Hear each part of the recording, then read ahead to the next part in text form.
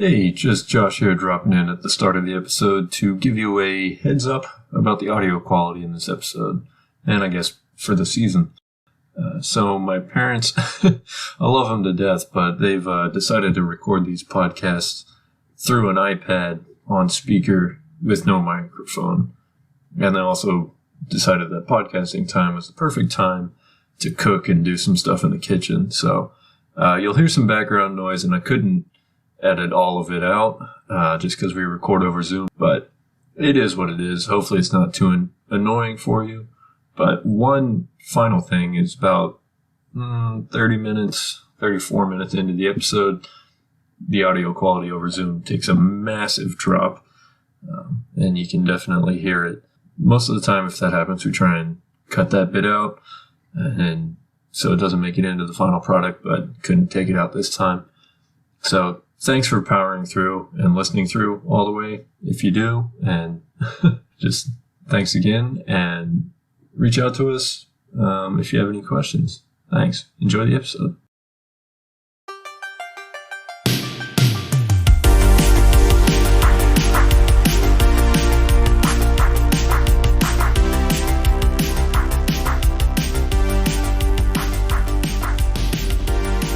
Hello and welcome to another episode of Faye Answered Questions. This is the podcast where the Faye family tries to answer questions about life. And this week, a little bit different from some of our usual financial talk and that sort of thing, but the topic today is how to make and maintain friendships as an adult, and if we have time for it, how to be a man in today's society. So I guess I'll explain my situation first. So I know for me, I've been kind of lonely lately because I've got none of my friends from high school or college are around. Everybody's split up and done their own thing.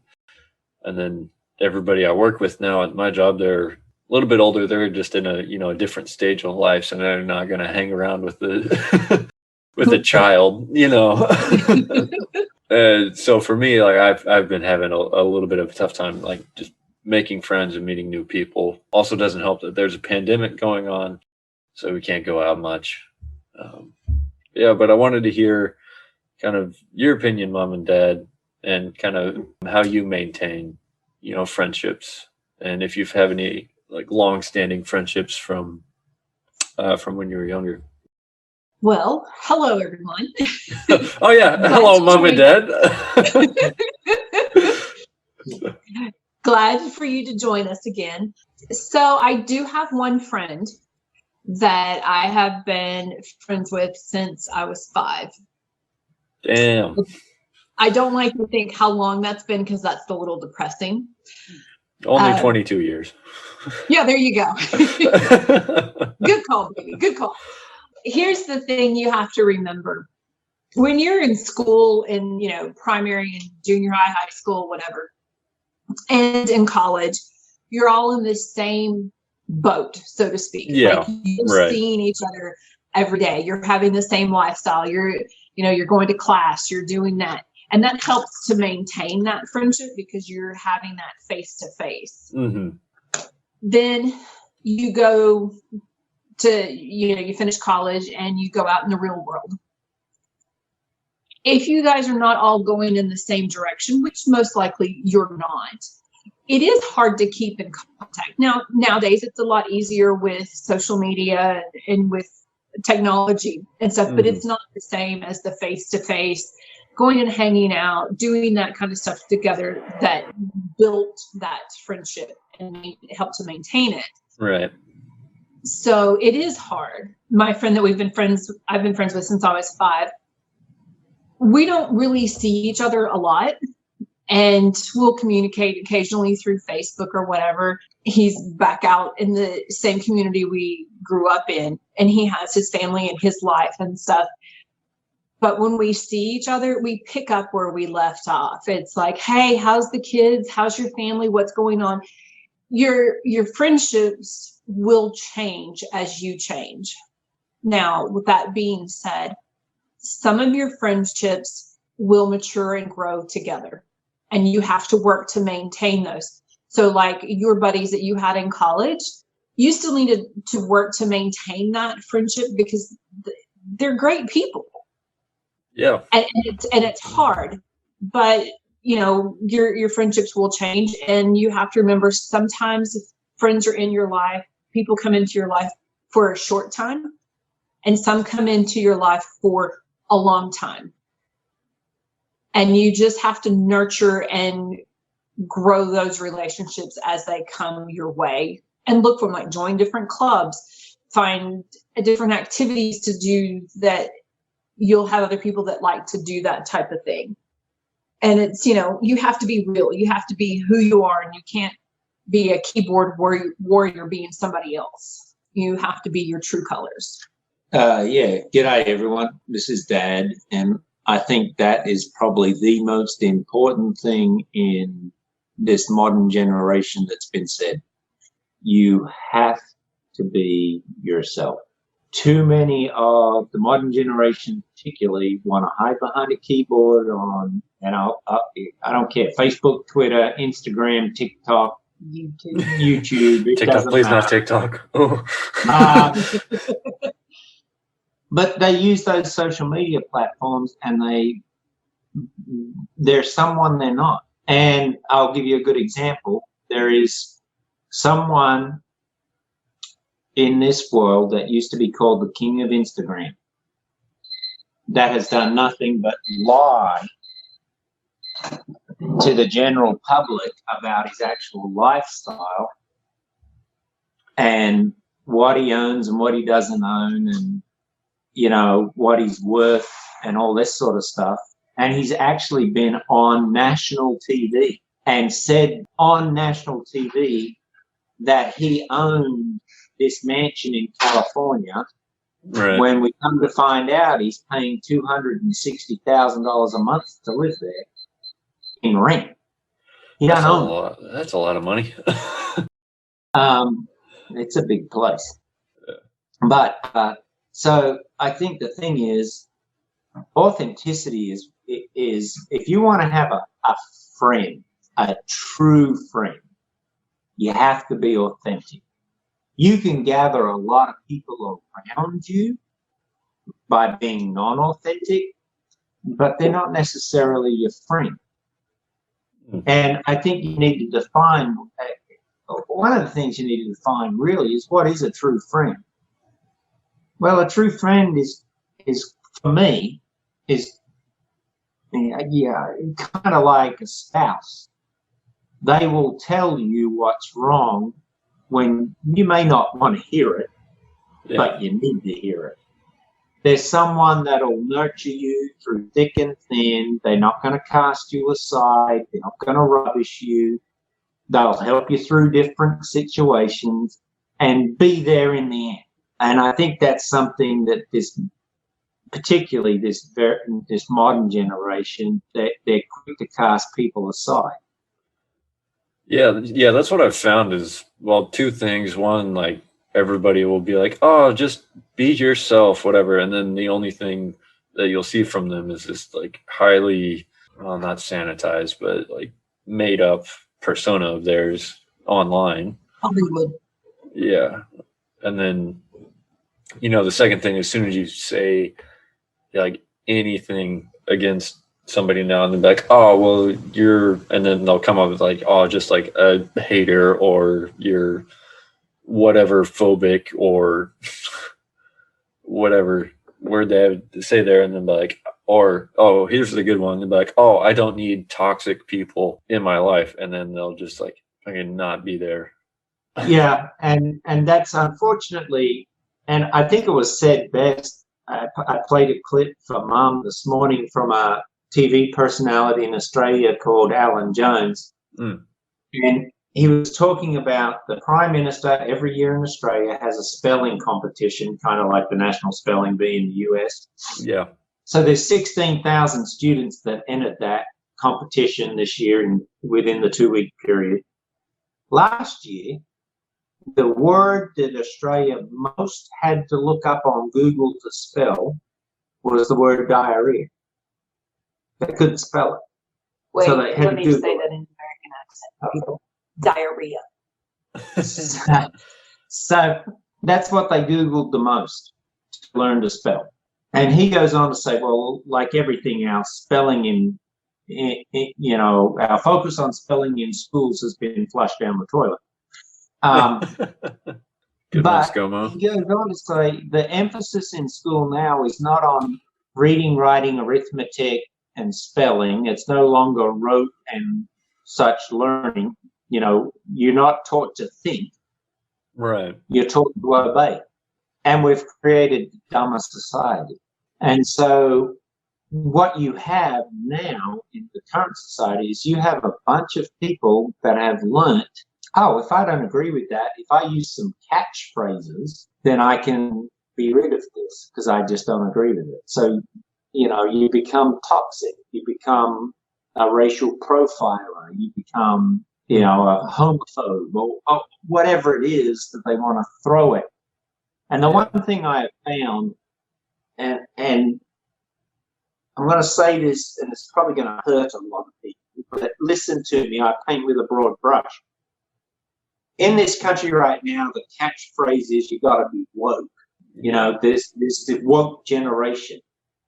But this current woke generation, all they want to do is when they get caught doing something that's wrong or illegal or whatever, they play the victim card.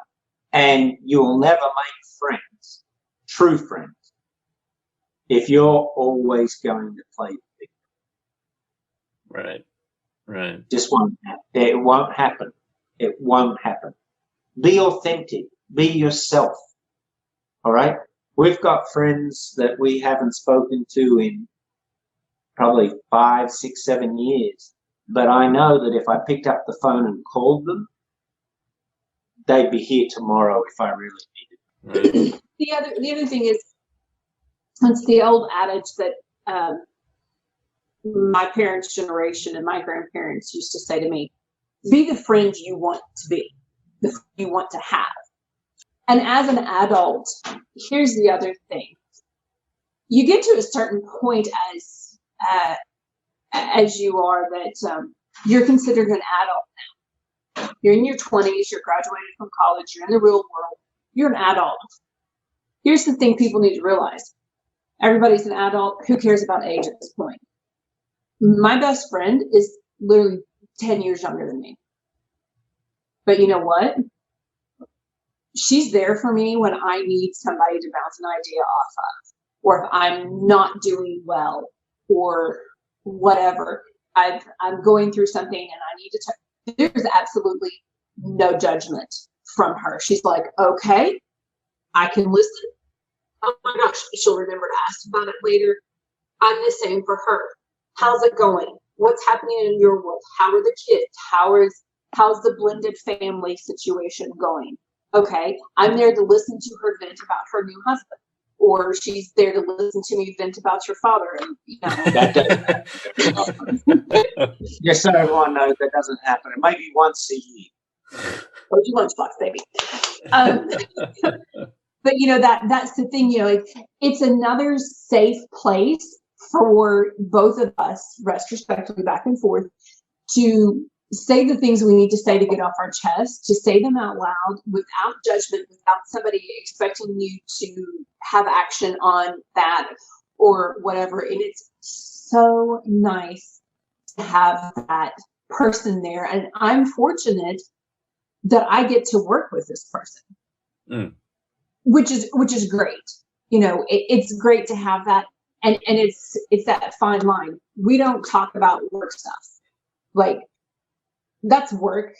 We bitch like normal people do about work. Oh my gosh, like the old stand around the water cooler bitch.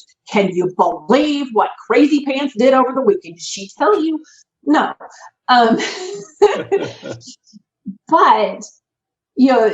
that's it. Our relationship is a true relationship. Like, we get together to have lunch, we get together to walk. We try to make and carve out time to nurture that relationship and to value it. Do I go, oh my gosh, you're so young, I can't be friends with you. You are too young. You don't understand my references. No. Does she look at me and go, oh girl, you just old? Like, you are great. And just go to the blue corner. She doesn't do that. It's just like we happen to click and it's great. Same thing when we lived in Australia, and there was 3 of us moms that met when we took our eldest to school. We met when each of us, our respective eldest child, went to kindergarten. We met, we hit it off. We came from completely different walks of life. There was a bit of age gap as well. But you know what? We had the best time, and our husbands were very indulgent of us and would put up with us doing dinner parties, rotating dinner parties and inviting other couples in to kind of expand our friend circle and, get to meet other people because we had other friends in different walks of life. I didn't have that when we lived on the East Coast. I really didn't have it when we lived in Idaho. It's probably the first time living back here that I've had a good close friend, that type of thing. You're not always going to have somebody, but when you do, it's really worth working at it. And the other thing a lot of people forget is it doesn't matter if you don't have the same political beliefs or the same religious beliefs. If you click as friends, that's what you need to do. You need to be open to hearing what the other person says and understanding why they believe that. Right. And have those great conversations and the exchange of ideas.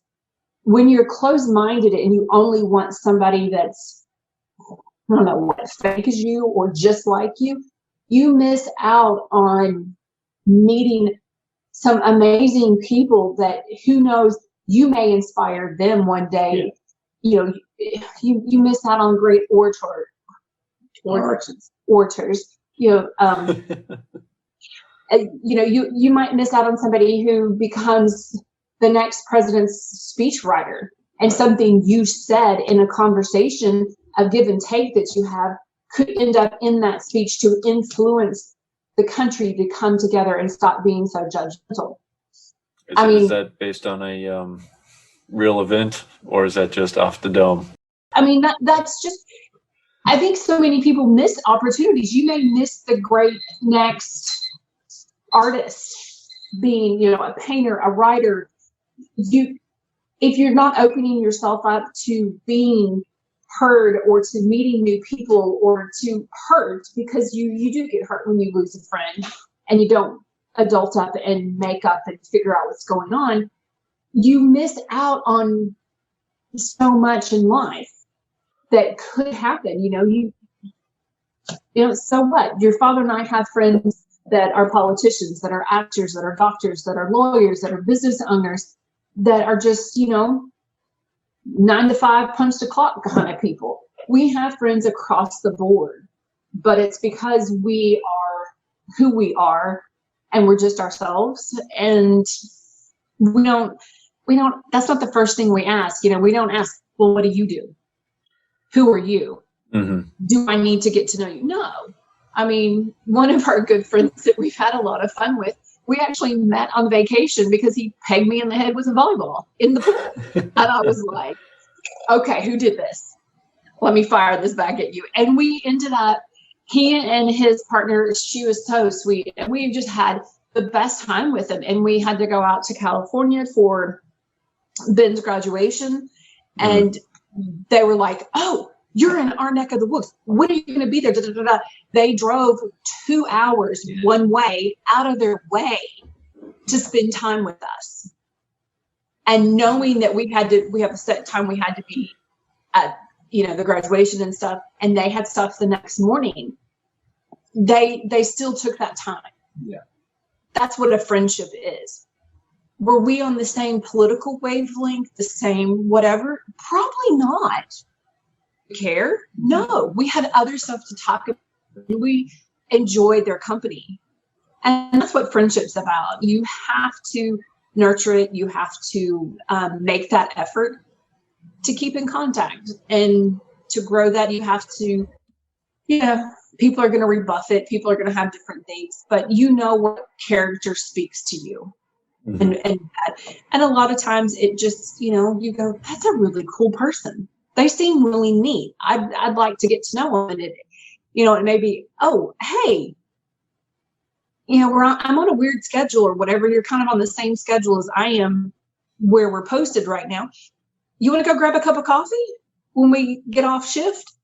That type of thing. And just, nothing weird, just, thought we could have a conversation outside of here and not be interrupted. Yeah. Type of thing. I mean, it's putting yourself out there. That's the big thing. The big thing. And it's hard for me.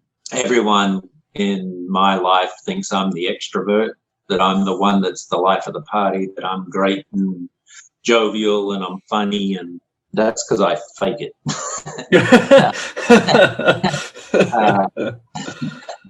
Honestly, I like to sit at the house and work on projects at the house and not go anywhere. And it really sends me into shivers of coldness when your mother says, hey, let's go do this. No! But the thing about it is you've got to put yourself out there. The first thing is you'll never meet anyone who will become your friend if you stay behind your door. Right. So you got to go do something. And the bar is not the place to find a friend or a spouse. No, that's not the place. But I mean, go join a club if you have to join a club. Go, whatever. Go to the gym. Whatever it is, just get out of the house, and you'll meet someone. And in the course of meeting someone, you'll get in a conversation, and you'll like,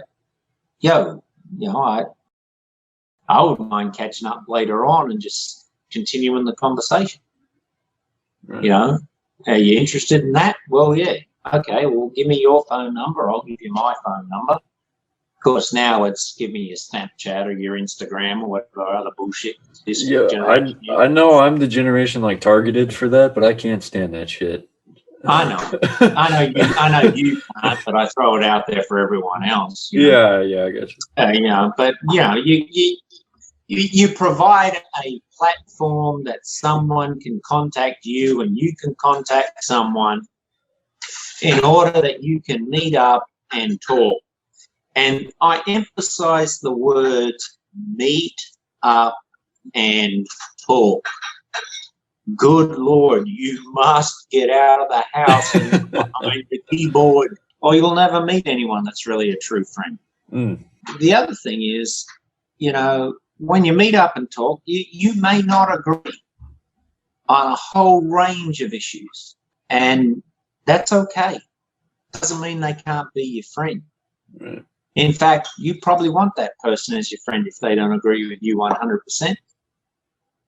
Yeah, because don't want to be surrounded by a bunch of yes men and right in your own thing. I mean, I agree. Like someone that challenges the way you think, they will stretch and grow you, and they're the person that'll stay by you. Someone that thinks just like you, there's no point. Right. So I don't know. I mean, for you up there, you can have a friend. They can be 40. You can be 20 odd. That's fine. Yeah. They're going to think differently to you. They're going to talk differently to you. They're going to act differently to you. They're going to challenge you and challenge your thinking. Mm-hmm. That's fine. There's nothing wrong with that. That's how you grow. But you also have to let it all happen organically. You can't force the issue. Right. Right. We've found our best friends and closest friends have come by things that just kind of happen organically. Putting ourselves out there, doing whatever, and that we just meet people that are kind of cool and different. And, that's when we've tried to force things, it hasn't worked out well. So, and don't be afraid to say, I've enjoyed spending time with you. Like after you've gotten to know somebody a little bit. Excuse me. It's the Rona. No, it's not the Rona. It's the French fry. You sometimes you get to know people and you're just like, I can't stand this person. I just can't stand this person. Yeah. So don't do the immature thing of ghosting or gaslighting or whatever. The main thing is be an adult, step up and go, I enjoyed spending some time with you and kind of getting to know you, but Not to work. yeah, it's just not going to work. I'm not feeling, there's just, whatever, just own it. Yeah. And just say, this isn't going to work for me. I find when I spend time with you, it's not feeding my soul, or it's not beneficial. That's probably pretty rude, but whatever you need to say, but you need to own the fact. You need to be an adult about it, because you are an adult. I just call them bloody toxic. It'll be all right. For someone in your position, and even for us when you guys were growing up, it's tough because we moved all the time. Right. Yeah, we did. And you get thrown in different situations, and you've got to try and learn how to make it work and how to read a room. And that's the one skill I'm so thankful I've got, is I know how to read a room. I know how to look around a room and pick someone out and go talk to them. And so, yeah, it's difficult. It's not an easy thing, but it does require putting yourself out there.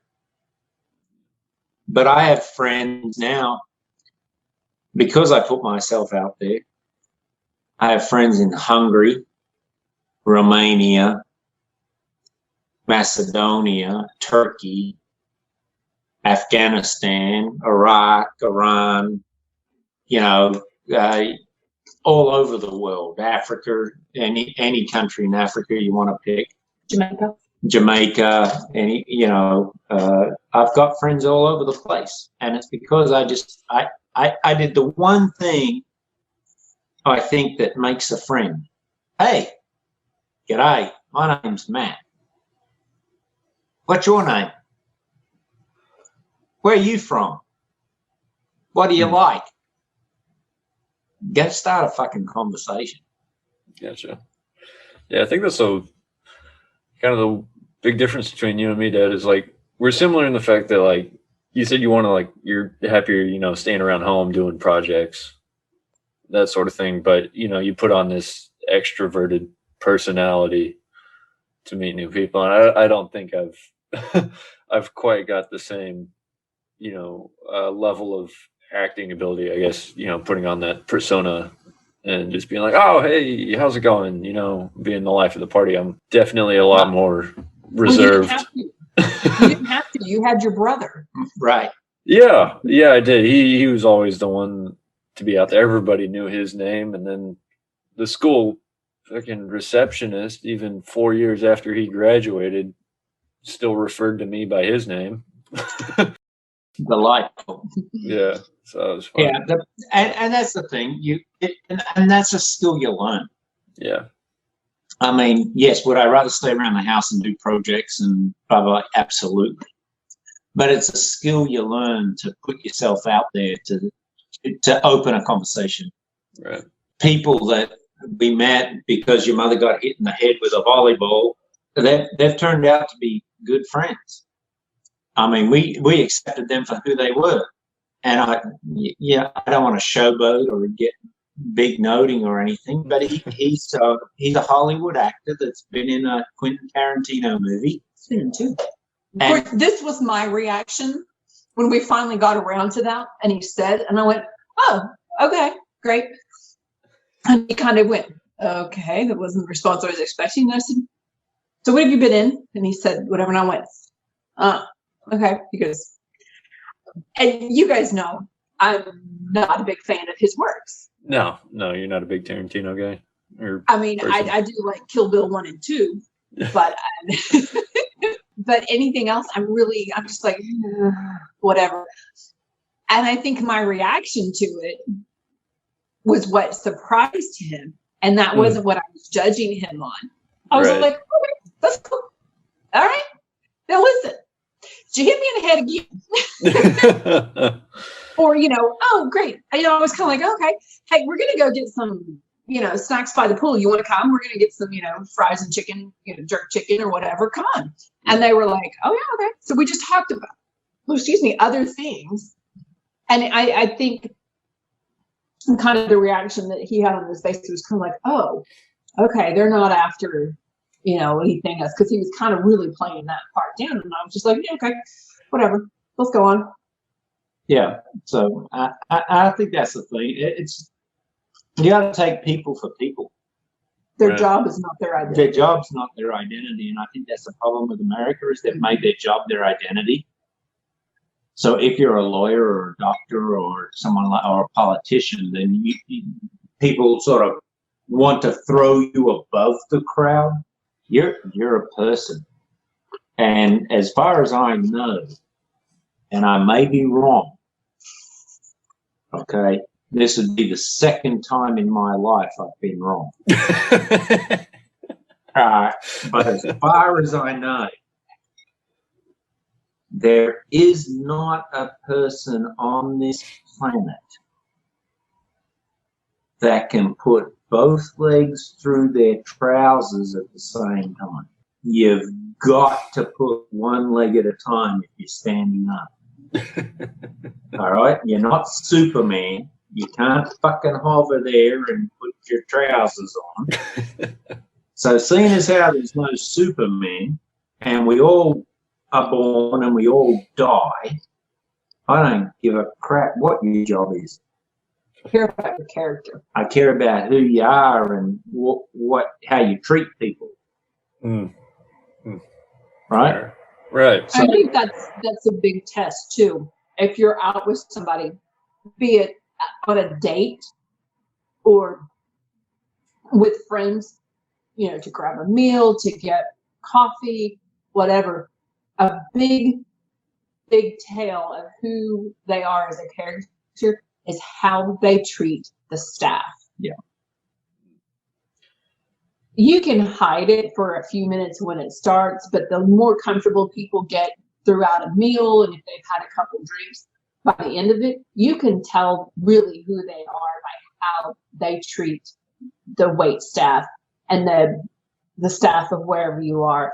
If they are rude, condescending, whatever, do you really want to be around them? That tells a lot about your character. If they're nice and say please and thank you, look the waitress or waiter in the eye, listen to them give the spiel of all the daily specials, yada, yada, yada, without being rude and making stupid jokes that they've heard, for 50 million times the whole night, and be genuine, then that's probably a person you probably need to cultivate a relationship with. Right. Yeah, I've never understood the being rude to wait staff or people in like a job that might be considered like lower than. I don't get it. It's an insecurity on that person's part. It really is, and like we tried to teach you guys throughout your childhood, you treat people with dignity. It doesn't matter who they are. And one of the things we definitely poured into you was it doesn't matter whether they're African American or Black or Chinese or, Indian or whatever they are, they're a person, and you treat that person as a person. Mm-hmm. And so we tried to demonstrate that to you by how we treated like individuals that we would come across. Yep. Oh, absolutely. And a person, I agree with your mother, a person that treats someone who they think is beneath them with contempt and rudeness, that they're not a real human. No. There's no So, way. Yeah. Again, waitresses, they also have so much access to they can just spit on your food and you would never know it. Yeah, that's not good. I never understood why you would be rude to somebody who you've gone out and they're bringing you your food or your coffee or whatever. Mm-hmm. They're doing a service job. Yeah. Why would you be rude to them? You're not willing to do that job, but they are because they're working their way through college. They may be a single mom or a single dad, and this is when they have a chance to work because the kids are being taken care of. That's when they have access to childcare, type of thing. So, or, it could just be somebody who is, that's all they could find at this point. And that's the job they need to have to get by where they are. So why? You don't know somebody's situation. You don't know what kind of day they've had. So you want to treat everybody nicely. And yeah, I'm saying this, and I'm not always the best person at treating them nicely. Your father's pulled me up a couple times like, really? You were a little bit of a bitch there. And I'm like, oh, crap. Sorry. I didn't mean to be. I was just, you have to be able to check yourself and go, well, that's not me. I think, kind of wrapping this up, you got to be yourself. You got to put yourself out there. You going to get hurt? Yes.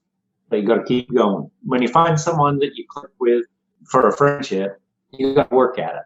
It takes work. It takes work, constant contact. Hey, how's it going? What's going on? Would you mind to? I mean, I'm not talking about trying to bombard them every week or every day. So wrapping it up, what I'm saying is you got to put yourself out there. You got to be vulnerable. You're going to get hurt. People aren't going to want to be your friend. Some people are. But be genuine. Got to be who you actually are and be willing to take the hits that people say, I don't like you for who you are. That's fine. Not everyone on the planet is going to be a friend. You don't need everybody on the planet to be your friend. There's too many people. No, you don't. So you've got to go on and you've got to treat people. And I'm going to say this, and people are going to look at me like, listen to me and go, you're freaking crazy. But, I'm not I just want to say, I'll tell you what I'll say this instead. People rubbished Donald Trump when he was president. Media hated him. They wanted him gone. They rubbished him down. But Donald Trump was leaving New York at one point in time in his limousine. I think he was going to Jersey when he was going to Atlantic City to build his casino. And his limousine got a flat tire on the way to Jersey. And an older couple stopped to see if they could render assistance to him. And they ended up changing the tire on the limousine. And Donald Trump found out who they were, what their name was, and everything about them, and ended up sending a check to the bank that held their mortgage, that paid their mortgage off. Damn. No one ever talks about that about Donald Trump because they didn't want to. They hated his guts. They didn't care for him. He wasn't woke. He wasn't this. He wasn't that. My thing is, you can make friends with anyone in any walk of life. You just got to be willing to do something nice. Right. Gotcha. I think that's a good note to end on. And I guess by the dip in sound quality, I guess that's Zoom's way of telling us that we're about done. Oh, there it is. Now it's fine again. Jeez. Of course. Yeah, sorry, Dad. But yeah, so for everybody out there, just I guess the cliche advice is just be yourself, be genuine, and then get out of the house. Go actually do something. Which be the friend you want to have. Yeah. I know it's hard to get out there these days, but there's ways.